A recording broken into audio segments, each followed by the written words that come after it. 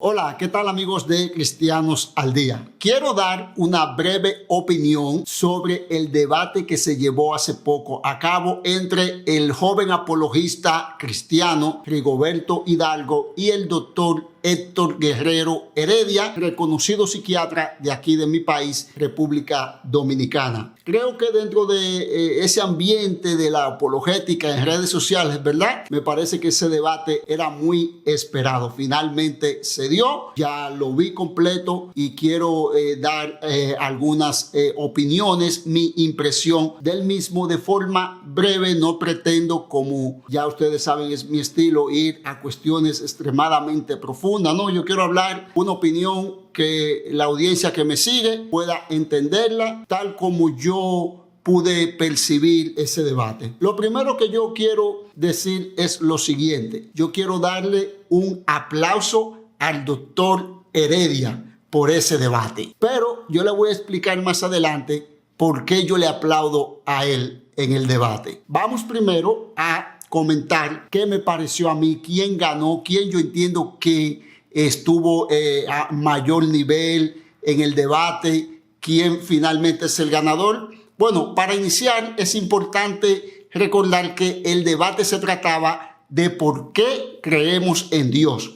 No era un debate tanto de demostrar la existencia de Dios, aunque Rigoberto, y aquí inicio ya con mi opinión, inicia el debate precisamente exponiendo una serie de argumentos con bases filosóficas y bases científicas sobre la existencia de Dios. Ahora, él hace esto porque entiende que probablemente entiende que para explicar el por qué creemos en Dios, primero se debe poner un fundamento de si es razonable creer en Dios. Y me imagino que él hace esa conexión ahí, iniciando de esa manera el debate. Evidentemente, cuando él inicia el debate, se percibe un lenguaje muy cargado de tecnicismo o muy cargado de lo que algunos consideran un discurso de academia. De hecho, esa es una de las refutaciones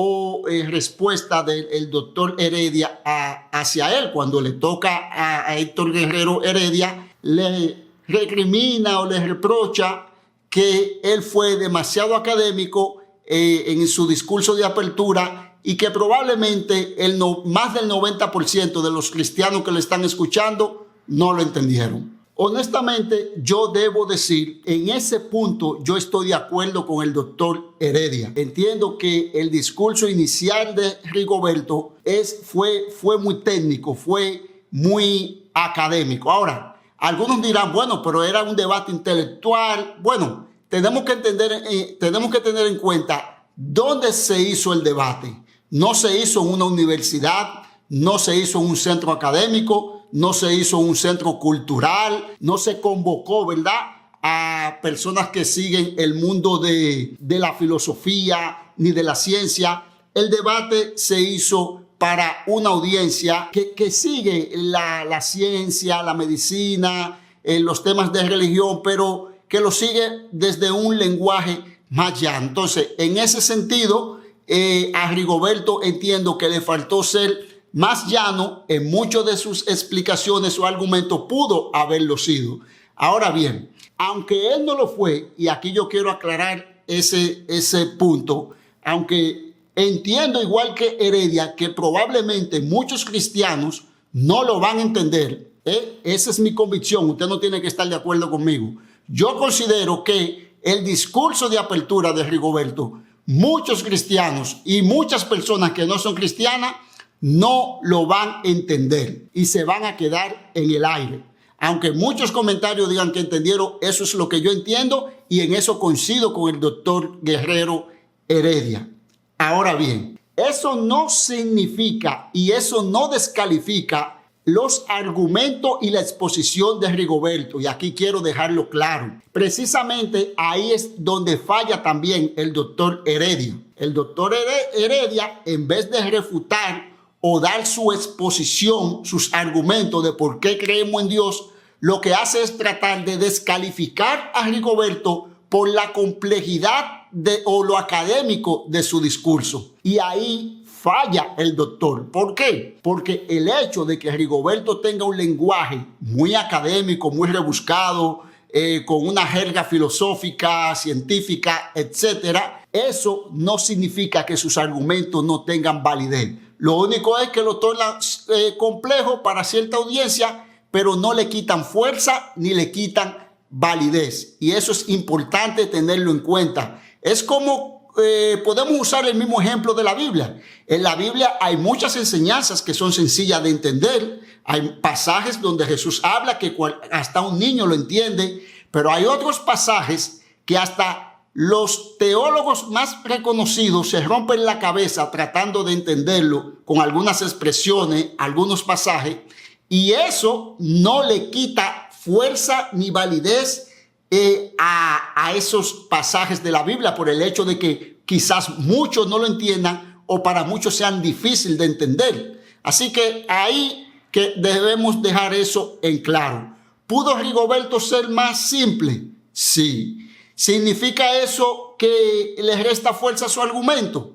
Claro que no, para nada. El doctor Heredia lo que debió hacer fue o refutarlo o plantear sus argumentos de forma más simple, lo cual no hizo del todo porque pasó más tiempo citando a ChatGPT, hablando de Pokémones, hablando de su amiguito japonés, hablando de la inteligencia artificial, en lugar de aprovechar, ¿verdad?, toda esa experiencia que él tiene ya en el mundo de la psiquiatría. Entonces, por ese aspecto creo que el debate hasta ese momento lo tenía ganado Rigoberto. Bien, por otro lado, algo que puede ser sorprendente para muchos es que Rigoberto también apela a la evolución, trata, ¿verdad?, de seguir ese discurso de querer conectar la ciencia con la fe. Hay que admitir que la mayoría de los cristianos